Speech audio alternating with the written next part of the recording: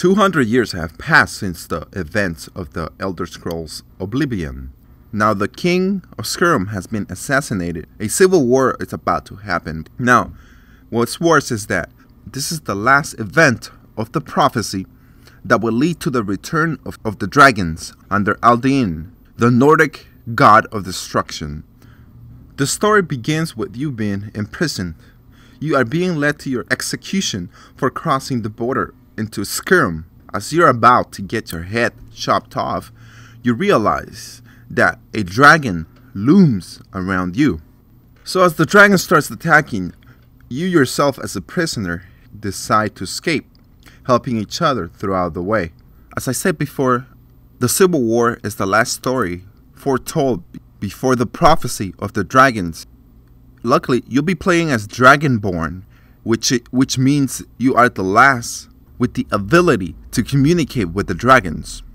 With the dragon shout that you have, you're able to command another dragon to help you out in the tough battles.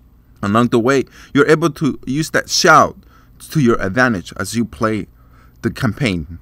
As it's been a long wait since the previous game, we can see why.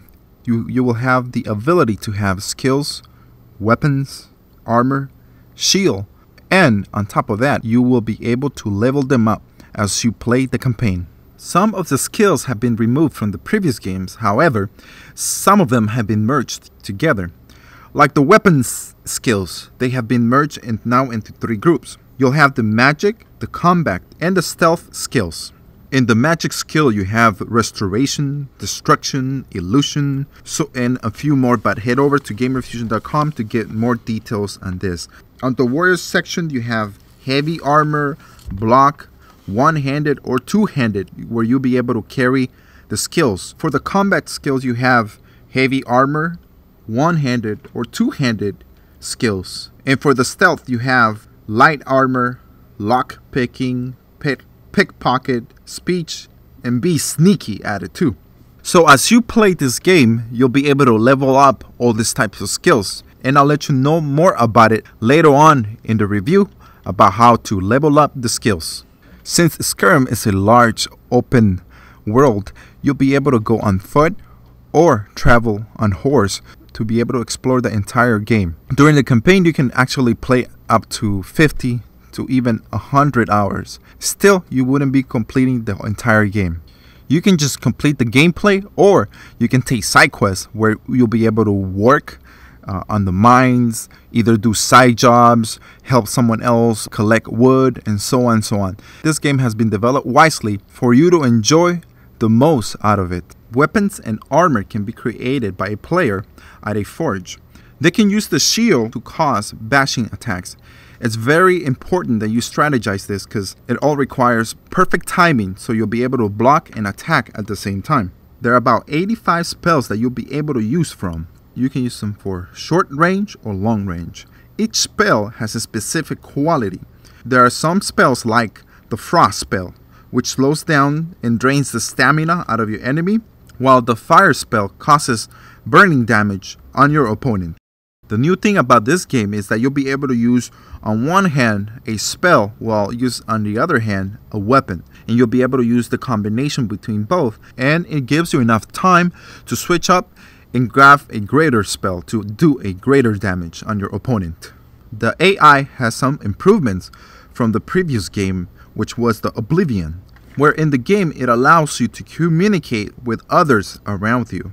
As it allows you to interact with other characters, you can request favors, train on certain types of things that you want to do, or challenge to go on a duel. It also allows you to get married, have kids, live in a city, and do other things that, let's say, in real life we will be able to do. If you're wondering if the AI gives you a challenge when fighting or going against it, well, it sure does. That's why you have so many spells and skills that you can level up, so you'll be able to have the best chance to be able to defeat it. Now, where Skyrim comes alive is through perks. There's over 200 perks that you'll be able to choose from. The way to level up the skills is through perks, which allows, let's say, if you want to specialize on the axe, certain spell that allows your axe to be so powerful that when you attack your enemy, it makes them bleed even more. You can also specialize on your sword. If you want to be more accurate when fighting and hitting your opponent even more, then that's another perk. So there's over 200 perks between the 3 types of skill levels that you'll be able to upgrade. This is a game that will keep you busy for months and months to come. In the game, it gives you options to choose from different type of races that you want to play as. You can be a Nords, Red Guards, High Elves, Wood Elves, and many other. And give you more details about each type of race, they can do, what you could do with them, how to play with them, and so on. So head over to GamerFuzion.com to find out more about the Skyrim races that are playable in this game.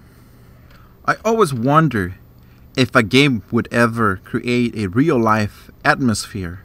I can say that Skyrim is the first game that does this. It brings all the items that are around you to life. The sophisticated graphics leave you amazed. The details and how beautiful this game looks. It also allows you to experience like you would experience in real life. As you walk on the snow and you walk below a tree, you realize that no snow is falling on you, because the graphic mechanism is able to see where you're standing and notice that you're standing under a tree and no snow will fall on you. I thought this was such a great detail that I couldn't let this pass by and let everyone know about it. When we saw the details on the graphics, we were all left impressed. There was a few scenes as you see the walkthrough that you will see what we are talking about. There's one especially where we're walking by and the sky looks so clear and everything around you looks so peaceful and so bright, and all the colors come to life that makes you wonder that, wow, it looks like real life. Alright, now we move into the pros and cons. Pros of the game, well, everything. The skills, the weapons, the AI, the graphics are amazing. The sceneries, everything that you do in Skyrim is a pro. Now, a con. If you don't like RPG games and you don't like spending too much time on figuring things out and doing things, then this game is not for you. The long wait for this game is finally over, and it's here. This RPG game will hook you in.